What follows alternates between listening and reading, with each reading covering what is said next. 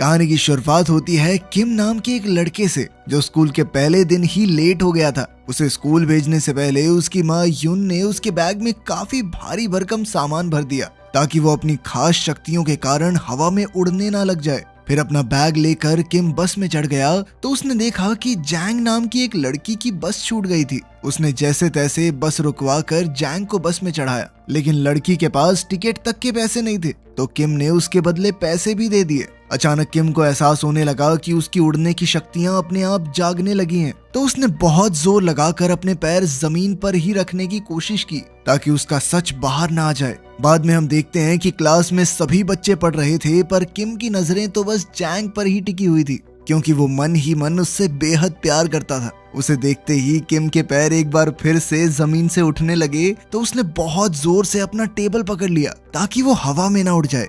वहीं दूसरी ओर हम एयरपोर्ट पर फ्रैंक नाम के आदमी को देखते हैं। उसने पार्किंग लॉट में मौजूद एक ट्रक में से अपने मिशन का सामान उठाया और फिर एक वर्कर का भेस बना लिया। तब ये खुलासा होता है कि फ्रैंक एक सीरियल किलर था जिसे सुपरनैचुरल कंट्रोल एजेंसी ने सोल में मौजूद अद्भुत शक्तियों वाले लोगों को मारने का काम दिया था। स्कूल खत्म होने के बाद सब बच्चे घर वापस जा रहे थे पर तभी ली नाम का लड़का जैंग को रोककर स्कूल की जिम दिखाने ले गया क्योंकि जैंग स्कूल में नई आई थी, इसलिए टीचर्स ने ली को जैंग को स्कूल दिखाने का जिम्मा दिया था। वहीं दूसरी ओर फ्रैंक अपने पहले शिकार जिनचिन के ऑफिस में पहुंचा। जिनचिन तो उसे देखते ही समझ गया कि ये कोई बहरूपिया है। जिनचिन ने उसे अकेले में ले जाकर पूछा कि वो उसका असली नाम कैसे जानता है, तो फ्रैंक ने उसे बताया कि एक कंपनी ने तुम्हें मारने के लिए मुझे यहाँ भेजा है। ये सुनते ही जिनचिन ने गुस्से में आकर अपनी जबरदस्त ताकत से गोल्फ स्टिक को कागज की तरह मरोड़ दिया और उसी से फ्रैंक पर हमला बोल दिया। फ्रैंक ने जैसे तैसे खुद को बचाया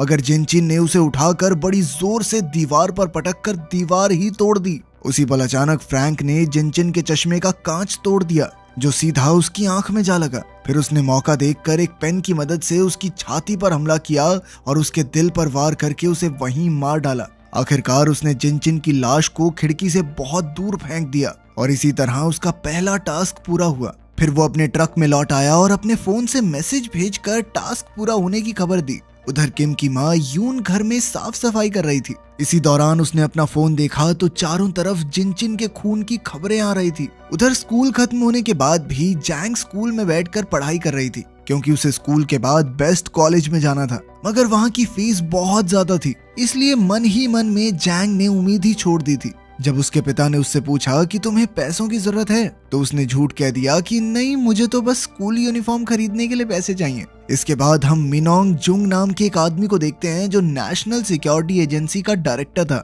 जब उसे जिनचिन के कत्ल की खबर मिली तो उसके असिस्टेंट ने कहा कि ये तो नामुमकिन है, पर फिर भी वो उसकी मौत की खबर को सोशल मीडिया से हटाने की पूरी कोशिश करेगी। मगर मिनोंग जानता था कि शहर के सभी खास शक्तियों वाले लोगों पर खतरा मंडरा रहा है, इसलिए उसने अपनी असिस्टेंट को खुफिया हथियारों की ट्रेनिंग शुरू करने का ऑर्डर दिया।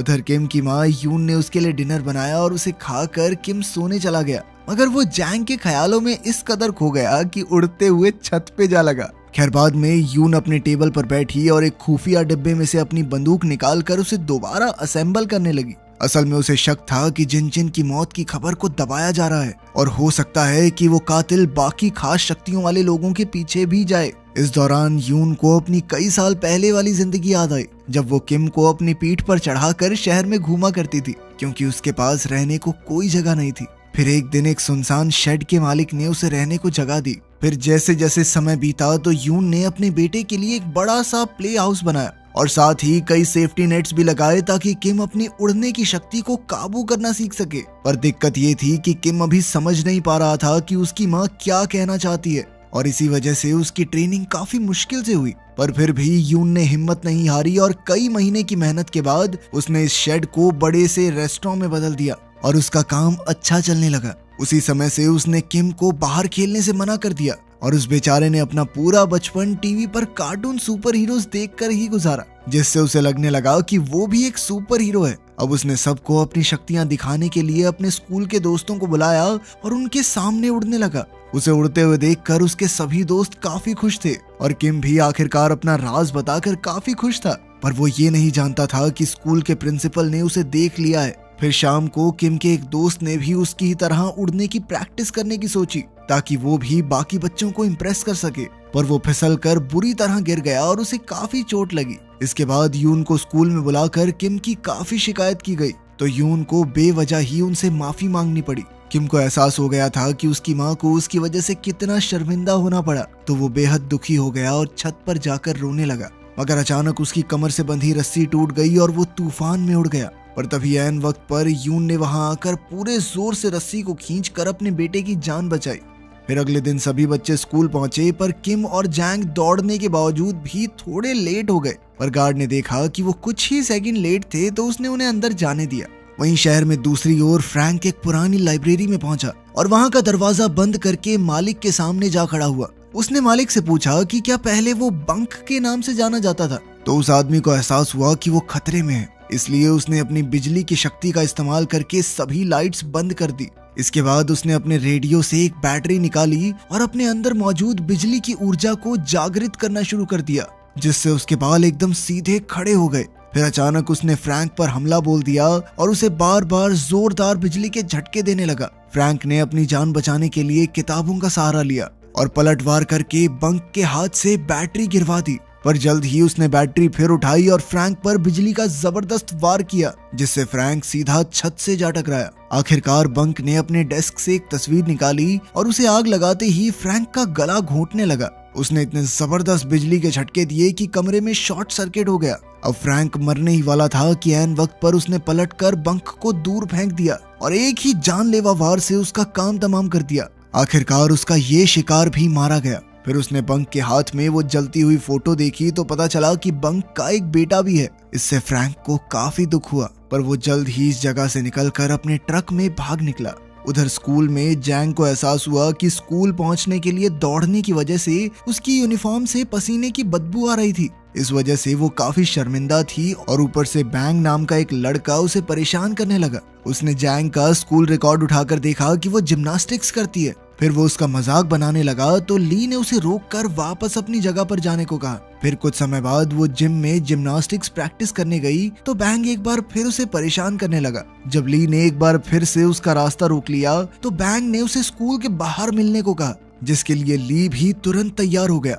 मगर वो ये नहीं जानता था कि एक टीचर उसे देख रहा था। खैर, फिर बैंग ने ली पर हमला करने की कोशिश की, मगर ली ने बड़ी ही आसानी से उसे डॉज करके जमीन पर गिरा दिया। अब बैंग ने गुस्से में जमीन से एक कांच की बोतल उठाई और वो ली को उससे मारने ही वाला था, पर ली ने एक ही जबरदस्त मुक्के में बैंग को पेड़ पर लटका दिया।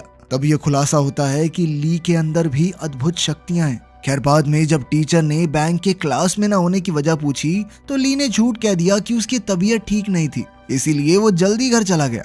फिर कुछ घंटों बाद टीवी पर बंक के खून की खबर भी फैल गई, तो यून को अपने बेटे किम की हिफाजत की चिंता होने लगी। खैर, शाम को किम और जैंग एक स्टोर में उसकी नई यूनिफॉर्म खरीदने गए और फिर उन दोनों ने साथ में खाना भी खाया।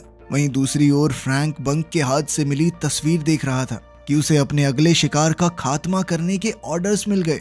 उधर किम और जैंग आपस में बातचीत कर रहे थे और बाद में वो स्कूल में वॉशरूम साफ करने पहुंचे। ये उन्हें पनिशमेंट मिली थी क्योंकि वो सुबह क्लास के लिए लेट हो गए थे। इसी दौरान जैंग की नजर किम की चोट पर पड़ी, जो सुबह उनकी टक्कर की वजह से लगी थी। तब जैंग उसके जख्म पर मरहम लगाने लगी, पर उसके करीब आने से किम इतना ज्यादा शर्मा गया कि उसके पैर जमीन से उठने लगे। अब उसने अपनी शक्तियों को छुपाए रखने के लिए जैंग को वॉशरूम से बाहर जाने को कहा, मगर उसके जाने के बाद भी किम अपनी शक्तियों पर काबू न रख सका और अपने आप हवा में उड़ने लगा। फिर अगली सुबह टीचर ने फिर से बैंग के स्कूल न आने की वजह पूछी, पर किसी को इस बारे में कोई जानकारी नहीं थी। ये देखकर ली काफी घबरा गया। स्कूल खत्म होने के बाद जब किम घर लौटा, तो उसकी माँ यून ने उसे बहुत डांटा क्योंकि उसने आने में बहुत देरी कर दी थी। उधर फ्रैंक अपने अगले शिकार की तलाश में स्कूल के दरवाजे तक आ पहुंचा। तब सिक्योरिटी गार्ड ने उसे दरवाजे से अपना डिलीवरी ट्रक हटाने को कहा, तो फ्रैंक चुपचाप वहां से चला गया। मगर गार्ड को उस पर शक हो गया था, जिसके बाद उसने किसी को फोन किया। इसी तरह कई दिन बीत गए और अब जैंग अपनी टीचर के साथ जिम्नास्टिक्स की ट्रेनिंग कर रही थी ताकि वो बेहतर खिलाड़ी बन सके। इसी दौरान ली छुप छुपा कर जैंग को प्रैक्टिस करते हुए देखता रहता, क्योंकि वो भी मन ही मन जैंग को चाहने लगा था। एक रात प्रैक्टिस के दौरान अचानक जैंग का पैर मुड़ गया और वो बुरी तरह गिर गई। उसे देखते ही ली उसकी तरफ दौड़ा, पर उसी वक्त किम भी वहां आ गया, जिसके बाद ली बीच में ही रुक गया। दरअसल जैंग को दर्द में देखकर किम तुरंत उड़कर वहां पहुंच गया था, पर जैंग ने बताया कि मुझे ज्यादा चोट नहीं लगी है, और फिर वो वापस से ट्रेनिंग में जुट गई। अब वो किम की मदद से एब्स एक्सरसाइज करने लगी, मगर जैंग के इतना करीब आने की वजह से किम घबरा कर एक बार फिर से ऊपर उड़ने लगा और अचानक दूर जा गिरा। तभी जैंग उसकी मदद के लिए दौड़कर वहां आई। खैर उसी समय क्लीनर ने वहां आकर उन्हें बाहर जाने को कहा, क्योंकि आज उसे जिम्नेजियम की सफाई करनी थी। किम ने जैंग से कहा कि वो ठीक है और वहां से चला गया, पर जैंग को कुछ भी समझ नहीं आ रहा था कि वो अचानक उड़कर दूर कैसे जा गिरा। खैर कुछ समय बाद ली जिम में आया और उस बोर्ड के पास गया जहां जैंग अपनी छलांग की प्रैक्टिस कर रही थी। अब उसने गुस्से में आकर इतनी ऊंची छलांग लगाई कि उसका पंजा दीवार पर छप गया। खैर कुछ दिन बाद शाम को जैंग और किम एक दुकान पर खाना खा रहे थे। तभी अचानक जैंग को याद आया कि वो अपने स्पोर्ट्स शूज तो स्कूल के जिम में ही भूल आई। तब किम ने कहा कि उसका पेट भर गया है और वो अकेला जैंग के शूज लेने स्कूल की ओर चला गया। पर जैंग को कई दिनों से उसकी हरकतों पर शक था, इसलिए वो भी उसका सच जानने के लिए उसका पीछा करने लगी। जब वो स्कूल पहुंची तो किम के पैरों के निशानों की दिशा में आगे बढ़ी, और तभी उसे वो सभी पल याद आए जब उसने अपनी आंखों से किम को उड़ते देखा था। इसी तरह वो दूसरी मंजिल पर पहुंच गई, पर यहाँ पैरों के निशान गायब हो गए। तो उसने किम को आवाज दी। जल्द ही किम वापस आया तो जैंग ने उससे पूछा कि जब भी वो करीब होते हैं तो वो इतनी अजीब तरह से बर्ताव क्यों करता है। पर किम ने कहा कि ऐसा कुछ नहीं है, मैं तो नॉर्मली ऐसा हूँ। बाद में किम अपने बैग में कुछ ढूंढ रहा था तो जैंग ने देखा कि उसकी बैंडेज उतरने वाली थी, तो वो बैंडेज ठीक करने लगी, पर उसके छूते ही किम इतना शर्मा गया कि वो उसी पल हवा में उड़ गया और सीधा छत से जा चिपका। उसे देखकर जैंग हक्की बक्की रह गई, पर अब उसने किम को बचाने का तरीका ढूंढा। वो एक डब्बे के ऊपर चढ़कर किम की ओर कूद गई और उसे खींचकर अपने साथ जमीन पर ले आई। फिर उसने फटाफट किम को उसका भारी भरकम बैग दिया और आखिरकार सब नॉर्मल हो गया। इसके बाद वो स्कूल से चले गए, पर वो ये नहीं जानते थे कि सिक्योरिटी गार्ड ने कैमरास के जरिए ये सब देख लिया था। उधर घर पर यून डिनर बना रही थी और जब उसने देखा कि किम घर आ गया है तो वो दरवाजे पर गई। उसने देखा कि किम के साथ जैंग भी थी, तो उसे बेहद खुशी हुई, क्योंकि काफी समय बाद किम किसी दोस्त को घर लाया था। उसने जैंग को डिनर के लिए रुकने को कहा। वहीं दूसरी ओर फ्रैंक एक ब्यूटी सैलून में गया तो उसकी मुलाकात होंग नाम की एक लड़की से हुई। फ्रैंक ने उसे अपना हेयर कट करने को कहा। हेयर कट के दौरान ही फ्रैंक ने कहा कि वो उसकी सच्चाई जानता है। उसने होंग को नाजू कहकर बुलाया, जो कि उसका असली नाम था। ये सुनते ही नाजू ने तुरंत उस पर कैंची से जोरदार हमला बोल दिया, पर फ्रैंक ने भी उसी पल खड़े होकर उसे जमीन पर पटक दिया। तब ये खुलासा होता है कि फ्रैंक का शरीर किसी भी जख्म को कुछ ही पलों में भर देता था। जैसे ही उसने अपने चेहरे से कैंची बाहर निकाली तो नाजू उस पर गोलियां चलाकर दूसरे कमरे में भाग गई। फिर उसने बड़ी बंदूक निकाली और अपनी एक्सरे विजन की शक्ति से उसने फ्रैंक को दीवार के आर पार देख लिया। तब उसने धुआंधार गोलीबारी चालू कर दी। इधर फ्रैंक भी नाजू का काम तमाम करने दौड़ा और दीवार तोड़कर नाजू पर कूद पड़ा, लेकिन नाजू ने एक बार फिर उस पर गोलियां चला दी। पर जल्द ही उसे एहसास हो गया कि इन गोलियों का फ्रैंक पर कोई असर नहीं हो रहा, तो वो तुरंत किचन में गई और अपनी खास बंदूक निकाली। जल्द ही उसने कमरे में मौजूद पाइप्स पर गोलियां चला दी, जिससे पाइप्स में से गैस लीक होने लगी। इसी धुएं की आड़ में छुपकर नाजू ने फ्रैंक पर धुआंधार गोलियां चलाई। इसी दौरान नाजू को भी गोलियां लगी, पर फिर भी उसने अपनी बड़ी शॉटगन निकाली और फ्रैंक पर जोरदार वार किया, जिससे वो एक शेल्फ से जा टकराया। इसके बाद नाजू ने उसकी तरफ भागकर शॉटगन से जानलेवा वार किया, जिससे वो बहुत दूर जा गिरा। तब फ्रैंक फटाफट एक कॉरिडोर में छुप गया ताकि उसकी शक्तियां उसके सारे घाव भर दें। ठीक होते ही वो नए जोश के साथ बाहर आया और नाजू के शॉट से बचते हुए उसकी तरफ दौड़ा। उसने एक जबरदस्त किक से नाजू को गिरा दिया और फिर उसका गला घोंटने लगा। तब नाजू ने अपनी कैंची उसकी टांग में घोंप दी। इसके बाद उसने इसी कैंची से उसकी गर्दन पर वार किया, पर फ्रैंक ने पहले ही उसे रोक दिया। अब उसने नाजू का गला दबाते हुए उससे पूछा कि आखिर सभी खास शक्तियों वाले लोग अपने बच्चों को क्यों छुपा रहे हैं। नाजू अपनी आखिरी सांसें गिन रही थी, पर फिर भी उसने सच नहीं उगला। उसने कहा कि तुम एक आम किलर हो और गैंगो तुम्हें देखते ही तुम्हारा काम तमाम कर देगा।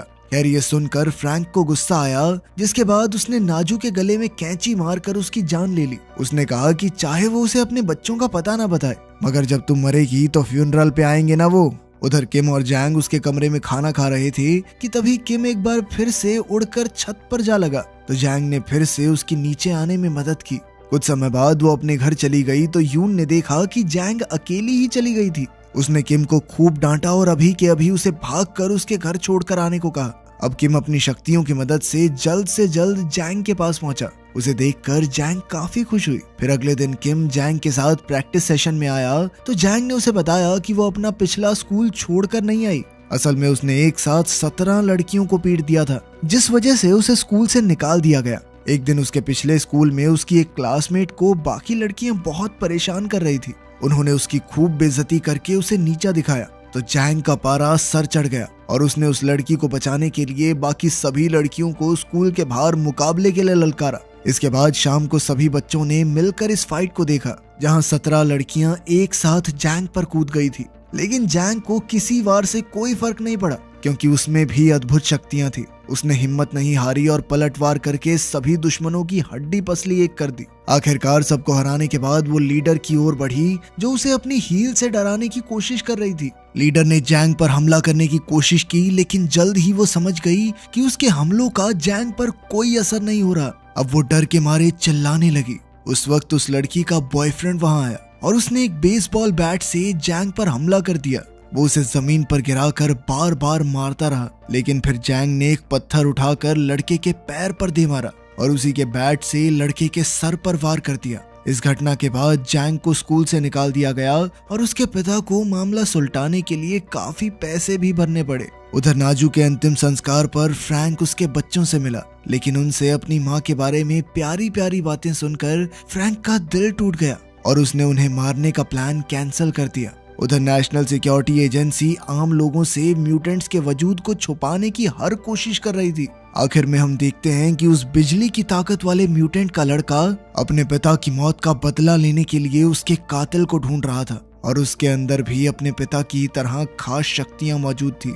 इस सीरीज का पहला सीजन यहीं खत्म हुआ। अगला सीजन अभी आया नहीं है, तो कमेंट्स में नेक्स्ट मत करना, ठीक है? मिलते हैं अगली वीडियो में।